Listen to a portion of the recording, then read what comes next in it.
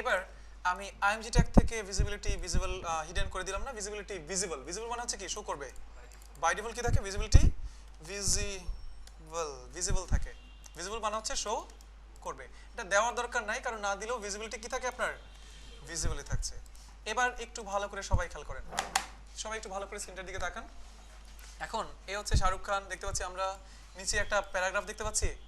আচ্ছা নর্মালি এভাবে শো করে এটা। এবার শাহরুখ খান ভাইকে যদি আমি বলি যে শাহরুখ খান ভাই মানে তো আইএমজি ট্যাগ নাকি, যদি বলি তুমি ফ্লোট লেফট, তাহলে দেখবেন শাহরুখ খান ভাই বামে চেপে যাবে। উনি বামে চেপে যাওয়ার কারণে প্যারাগ্রাফটা ডানে চলে আসবে। আসছে অনেক সময় থাকে না এইভাবে আর্টিকেল বা নিউজ পেপারে থাকে না এরকম নিউজ। হ্যাঁ এখন আচ্ছা আমি আরেকটা কাজ করে ফেলি, আমি এখানে একটা গ্যাপ তৈরি করতে যাচ্ছি, এখানে একটা গ্যাপ তৈরি করতে যাচ্ছি। কে কে পারবেন হাত তুলেন দেখি। এই দিকে একটা গ্যাপ তৈরি করব, এইদিকে একটা গ্যাপ তৈরি করব। কে কে পারবেন? সবাই পারবেন, দেখলেই যখন দেখবেন বলবেন ও আচ্ছা এটাই ছিল। তাহলে কে কে পারবেন হাত তোলেন, আমি বলতে বলি নাই। কেউ পারবো না? আচ্ছা মানে কনফিউশন আর কি। এই শাহরুখ খানকে যদি বলি শাহরুখ খান ভাই আপনি ডান দিকে একটা ধাক্কা দেন, শাহরুখ খান ভাইকে তো বলতে হবে শাহরুখ খান ভাই আপনি নিচের দিকে একটা ধাক্কা দেন। Margin margin margin margin right, margin margin confusion আছে আমি জানি, সবার কনফিউশন থাকবে। মার্জিন রাইট, শাহরুখ খান ভাই মার্জিন রাইট মানে শাহরুখ খান ভাই ডান দিকে একটা কি করেন আপনি ধাক্কা দেন। মার্জিন রাইট 10 পিক্সেল হয়েছে, ধাক্কা দিছে উনি। আপনি 10 না দিয়ে কত দিবেন হচ্ছে 40 দেন, 40 দিলে বেশি হয়ে যায় মনে হয়। ক্লিয়ার? নিচের দিকে একটা ধাক্কা দেওয়া দেয় নাকি?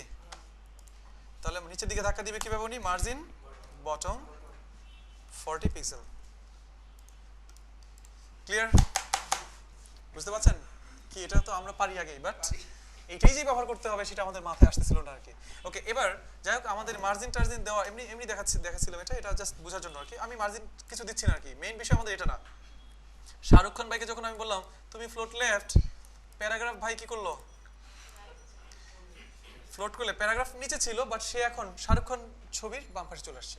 অথবা আপনি যদি ফ্লোট লেফট ছাড়াও, ফ্লোট লেফট করলেন না, এই তো অবস্থা নর্মাল অবস্থা। যদি শাহরুখ খান ভাইকে আপনি বলেন, উনি তো ভাই তো আমাদের নাকি, উনি তো এখনো নায়কের ভূমিকায় উনি অভিনয় করে যাচ্ছে।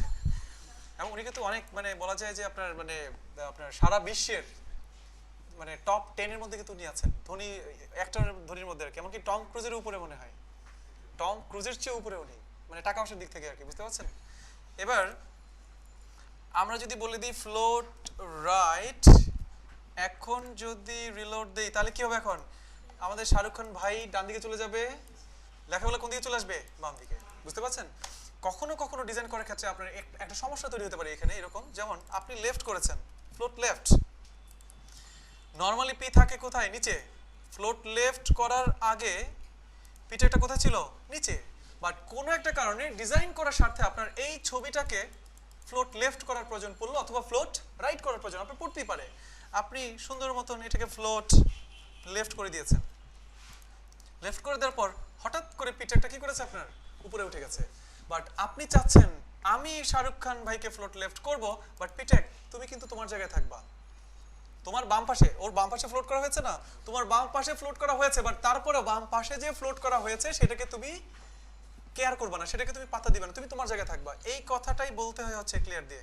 পি ট্যাগ এখন উপরে উঠে গেছে, আমি চাচ্ছি পি ট্যাগ তুমি তোমার বাম পাশে ফ্লোট করা হয়েছে, বাট বাম পাশে ফ্লোট করা হলেও তুমি সেটাকে পাত্তা দিবা না। এটা বলার জন্য আপনি কি করবেন দেখেন, পি ট্যাগকে ধরে বললাম শোনো P tag clear left, clear left. Clear property একমাত্র ফ্লোট করার পরেই কাজে লাগে, মানে ফ্লোট করলে যে সমস্যাগুলো তৈরি হয় সেই সমস্যাগুলো সমাধান করার জন্যই আপনার ক্লিয়ার প্রপার্টিকে ইউজ করা হয়েছে। ফ্লোট লেফট মানে হচ্ছে পিটেক শোনো flow clear left, clear left এর মানে হচ্ছে তোমার বাম পাশে যদি কোনো ফ্লোটিং এলিমেন্ট থাকে, মানে কোনো একটা ট্যাগকে যদি ফ্লোট করা হয় এবং তাকে ফ্লোট করার কারণে তুমি যদি তোমার উপরে উঠে যাও, তুমি কি করবে না? উপরে উঠে যাও না। ক্লিয়ার লেফট দেখেন সে কিন্তু তার বাম পাশে ছিল, সে কিন্তু আপনার কি করেছে? এখন সে আবার আগের জায়গায় চলে আসছে। আমরা কি বুঝতে পারছি? না, আপনার ডিজাইন করার সময় তাকে ফ্লোট দিবেন, দেখবেন কখনো কখনো লাগবে। তাকে ফ্লোট দিয়েছেন, কিন্তু ফ্লোট দিয়ে তাকেও ফ্লোট দিয়েছেন, কারণ এখানে অনেক জিনিসপত্র থাকতে পারে, মানে এটা তো একটা স্মল ডিজাইন, তাই না? ডিজাইন করার সময় একটা প্রজেক্ট করার সময় অনেক কিছু থাকবে, তাকে ওই ডিজাইন করার সময় ফ্লোট দিতে হয়েছিল আপনার। বাট আপনি চাচ্ছেন না সে বাম পাশে লেগে যাক। যদি আমরা এরকম কাজ করতে চাই তাহলে আমি কি ইউজ করব? Clear property. আমরা সবাই বুঝতে পারছি? এবার আমি ফ্লোট লেফট না করে যদি রাইট দেই, কোনটা? হ্যাঁ হ্যাঁ হ্যাঁ রাইট। এখন যদি ফ্লোট আপনি রাইট দিয়ে দেন, এখন ফ্লোট কোথায় করা হয়েছে? ডান দিকে। পিঠেকে আবার উঠে গেছে, তাহলে পিঠেকে ধরে কি বলতে হবে আমার? Clear right. শোনো পিঠেক, তোমার ডান দিকে যদি ফ্লোট করা হয় এবং ফ্লোট করা হলে তুমি কিন্তু ফাল দিয়া উপরে উঠে যাবে না। তুমি ব্যাপারটা বুঝতে পারছেন?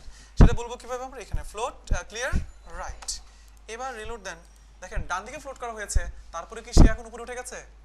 কিন্তু পিটেককে বলে দিতে চাই, শোনো পিটেক, তোমার ডানে অথবা বামে, তোমার ডানে অথবা বামে যেই দিক দিয়েই ফ্লোট করা হোক না কেন, কখনোই তুমি কি করবে না, তুমি সেই ফ্লোটের কারণে তুমি তোমার নিজের অবস্থানটাকে চেঞ্জ করবে না। এই কথা যদি বলতে চান তাহলে ক্লিয়ার হয় লেফট, ক্লিয়ার হয় হচ্ছে রাইট, ক্লিয়ার হয় বথ।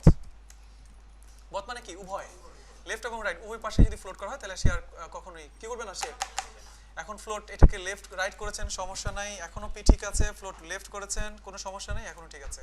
অ্যাকচুয়ালি ক্লিয়ার প্রপার্টির কাজ হচ্ছে ফ্লোট করলে আপনার এই যে এই ধরনের সমস্যা, এই ধরনের সমস্যাগুলোকে সলভ করার জন্য। আপনারা কি সবাই ক্লিয়ার? তাহলে আমরা কি এখন ক্লিয়ার প্রপার্টি ক্লিয়ার? হ্যাঁ ওকে ঠিক আছে।